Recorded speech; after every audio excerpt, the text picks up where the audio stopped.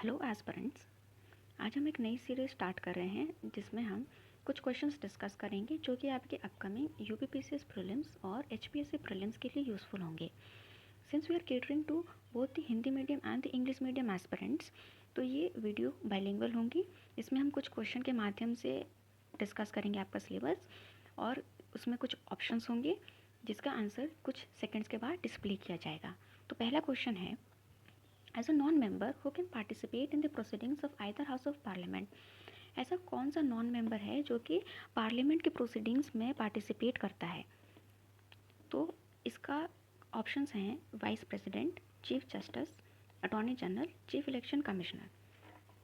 इसका जवाब होगा अटॉर्नी जनरल।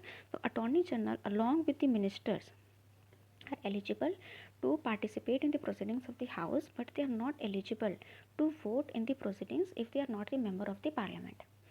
तो सेकंड क्वेश्चन की तरफ बढ़ते हैं जो कि है, who among the following has right to address parliament. तो ये हमने देखा कि ये पूछ रहा है कि कौन सा ऐसा इनमें से ऐसा मेंबर है जो कि पार्लियामेंट को एड्रेस कर सकता है। The options are attorney general of India, chief election commissioner of India, chief justice of India and national security adviser. तो इसका भी जवाब होगा अटॉर्नी जनरल ऑफ इंडिया। तो ये क्वेश्चन सेम है जो कि पहला क्वेश्चन का रिपीटेशन है, बस इस क्वेश्चन की लैंग्वेज चेंज कर दी गई है।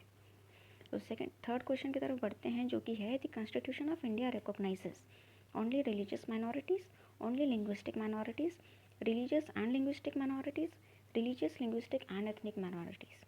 और इसका जवाब होगा आपका रिलीजियस एंड लिंग्विस्टिक माइनॉरिटीज़, जो कि आपके आर्टिकल 29 ऑफ द कॉन्स्टिट्यूशन में मैंशनड है। फोर्थ क्वेश्चन है, which one of the following articles direct state government to organize village panchayat. कौन सा ऐसा आर्टिकल है जो कि स्टेट गवर्नमेंट को डायरेक्ट करता है, निर्देश देता है कि आपको विलेज पंचायत ऑर्गेनाइज करनी है? आपके ऑप्शंस हैं article 32, article 40, article 48 and article 51। तो इसका जवाब है आपका article 40, which is under the Gandhian principle in under DPSP. तो फिफ्थ क्वेश्चन है हमारा, under the constitution of India organization of village panchayat is a fundamental right, fundamental duty, directive principle of state policy, none of the above. तो हमने अभी discuss किया है कि village panchayat जो है वो गांधीयन प्रिंसिपल है, अंडर डीपीएसपी है। तो इसका जवाब होगा डीपीएसपी।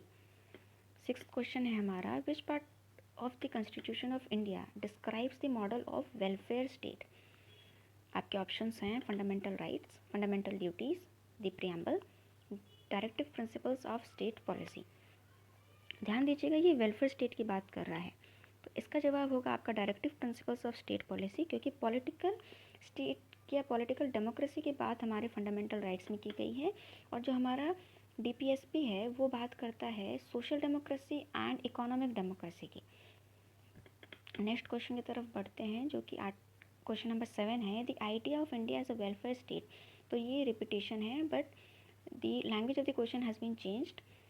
सो इसका भी जवाब होगा आपका directive principles of state policy. Eighth question है हमारा, by which one of the following act was the federal court of India created. ये ऑफ होगा। तो इसके ऑप्शंस है Indian councils act of 1861, government of India act 1909, government of India act 1919, none of the above. तो इसका जवाब ज़रा सोचिए। हाँ जी, जो आपने सोचा वो एकदम सही है। इसका जवाब होगा नन ऑफ द अबव, क्योंकि ये गवर्नमेंट ऑफ इंडिया एक्ट 1935 से इस्टेब्लिश किया गया था इंडिया में। हमारा क्वेश्चन नंबर 9 है, the federal court of India वो established in which of the following year. 1935, 1937, 1946, 1947। तो ये सारे ही अभी हमने पढ़ा था कि गवर्नमेंट ऑफ इंडिया एक्ट 1935 से ये इस्टेब्लिश हुआ था, बट ये सारे ही जो ईयर हैं हमारे 1935 के बाद आते हैं। तो इसमें आपकी एक्यूरेसी बहुत ज़रूरी है। तो सिंस ये इस्टेब्लिश हुआ था 1935 के एक्ट से, बट ये इस्टेब्लिश एक्चुअल में हुआ था 1937 में, 2 साल के बाद उस एक्ट के। तो इसका जवाब होगा गवर्नमेंट 1937 एंड इस्टेब्लिश हुआ था गवर्नमेंट ऑफ इंडिया एक्ट 1935 से।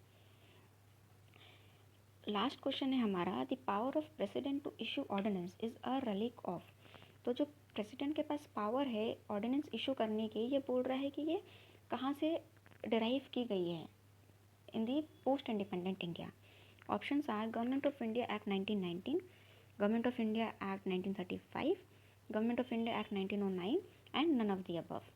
तो इसका जवाब आपका होगा गवर्नमेंट ऑफ इंडिया एक्ट 1935। जो हमारे गवर्नर जनरल थे उनको जो पावर मिली थी ऑर्डिनेंस इशू करने की वो 1861 इंडियन काउंसिल एक्ट से मिली थी। बट जो प्रेसिडेंट की पावर है ऑर्डिनेंस इशू करने की, जो कि हमारी अभी पोस्ट इंडिपेंडेंट इंडिया की बात की जा रही है, तो ये गवर्नमेंट ऑफ इंडिया एक्ट 1935 से ली गई है। तो इसका जवाब होगा 1935 एक्ट। तो ये सीरीज़ हम आज का वीडियो हम यहीं ख़त्म करते हैं। आशा करती हूँ कि आपको हमारे क्वेश्चंस पसंद आए। वीडियो को ज़रूर लाइक और कमेंट कीजिएगा आपको ये हमारी सीरीज़ कैसी लगी। और बी हेल्दी और तैयारी अच्छे से करते रहिए क्योंकि एग्ज़ाम में ज़्यादा दिन बचे नहीं हैं। तो बेस्ट ऑफ लक स्टूडेंट्स।